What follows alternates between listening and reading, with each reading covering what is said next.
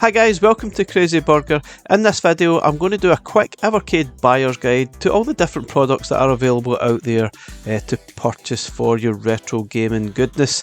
Now obviously we are going to be uttering the C word very soon, and I don't mean a 4-letter word, I mean Christmas is just around the corner, so I'm sure there's a lot of people out there maybe new to Evercade and just maybe on the fence about buying. So we're going to go through some of the products that are available, give some advice on what you should buy, but obviously it's all my opinion.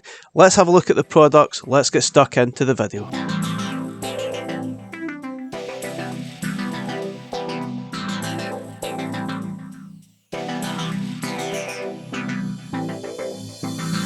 So way back in 2020, Blaze released the Evercade handheld, and it was a really cool device. It was very cheap. Games were only $14.99. The handheld itself was only £60, so it was very attractive and it was easy enough to pick one up at the time, although stock was a little bit short here and there with some of the carts. But there was plenty of support when it was first released. There were some cool games, cool titles that a lot of people would recognise.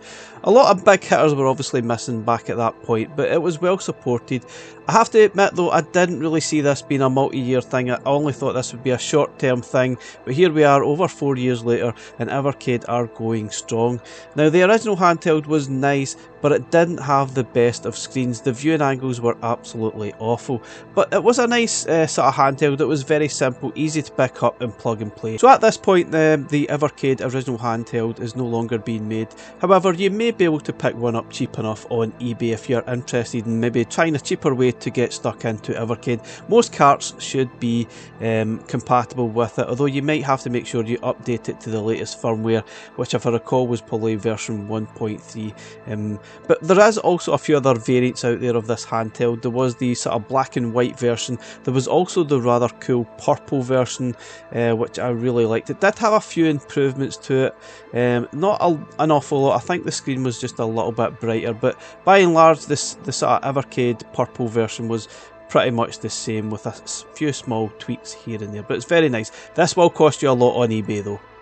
So in late 2021, Blaze then ventured into the console market with the Evercade VS. There are a few different variants of this, but you will really struggle to get a good price on the Black Founders Edition and the Atomic Edition, which will probably be selling for crazy amounts on sort of eBay. You might be able to still pick up the Evercade original white version, maybe in some game stores and on eBay, although that has now been superseded, which we'll cover in a little bit. It is pretty cool to play these games on a sort of TV, although I think some of the games do look a little bit blown out and blocky if you're playing like on a 50 or 60 inch HD TV. They really were not meant for that. I would ideally sort of recommend to play these on a PC monitor instead. Now no doubt the different variants of the VS were cool, but they were all pretty much the same. There's no massive differences to them apart from the different colour schemes that you can see here. So eventually we got an upgraded handheld from Blaze, which was the Evercade EXP, and there was a lot of different changes to this. Better screen, it did come complete with the preloaded Capcom games, which was nice. The firmware was totally different. We got the additional sort of Game of the Month feature, lots of secret games added, that type of thing, and it also had that quirk of the Tate mode button, enabling you to press the button and play the vertical aspect ratio games as they were meant to be playing by swiveling the Evercade EXP on its side. Probably not the most comfortable way of playing lengthy games with, but it is pretty cool nonetheless. This has been superseded now with the new Evercade EXP-R, just like the Evercade VS, that has been superseded as well, which we'll cover in a minute.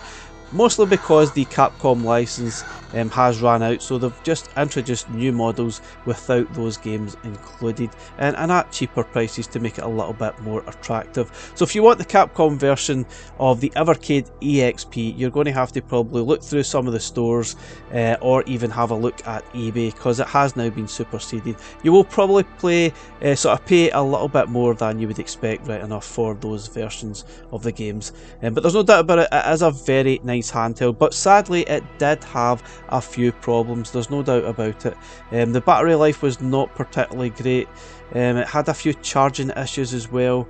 I think if you didn't charge it a specific way or with a specific power going to the unit, it definitely had its problems.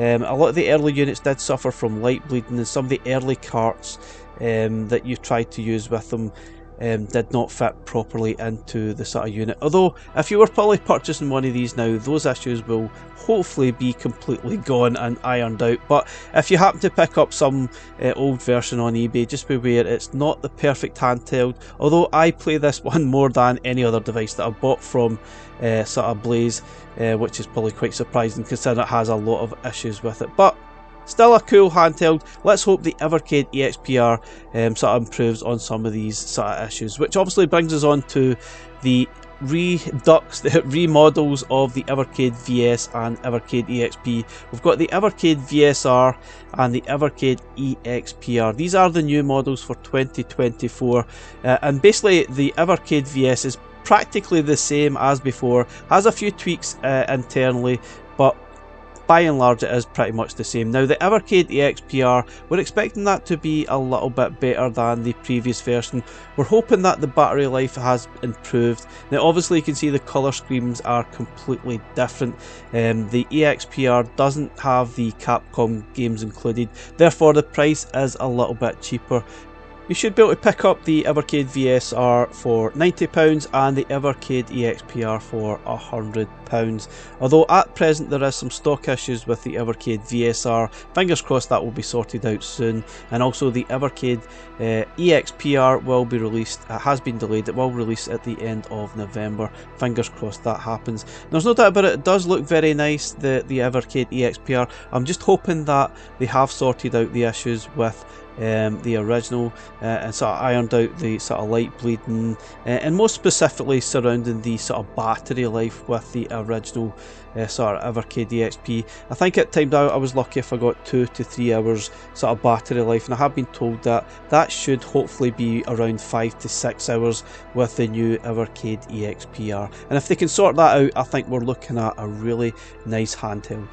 So also in 2023 Evercade released the Super Pockets. Now this was under a different brand, the Hyper Megatech brand, but it's pretty much the same company, and these will play your Evercade carts. Now the best thing about these devices is the price. They are only £50, so a lot more affordable than the EXP for example and the VS, and it's a nice way to introduce yourself to Evercade if this is what you were looking at. If you're not entirely sure and you're on the fence, maybe you should purchase one of these and then have a look at the different carts that are available. It is definitely more affordable, and there are 2 currently available. You can buy the Taito version right now and the Capcom version, with the Atari and Technos version going to be available to buy from October 2024. Now I think these devices are fantastic, although they are not perfect for every game that's available on Evercade, so be aware of that. Every game won't be that great, but by and large I think they are fantastic, probably some of the best devices that Blaze have designed and released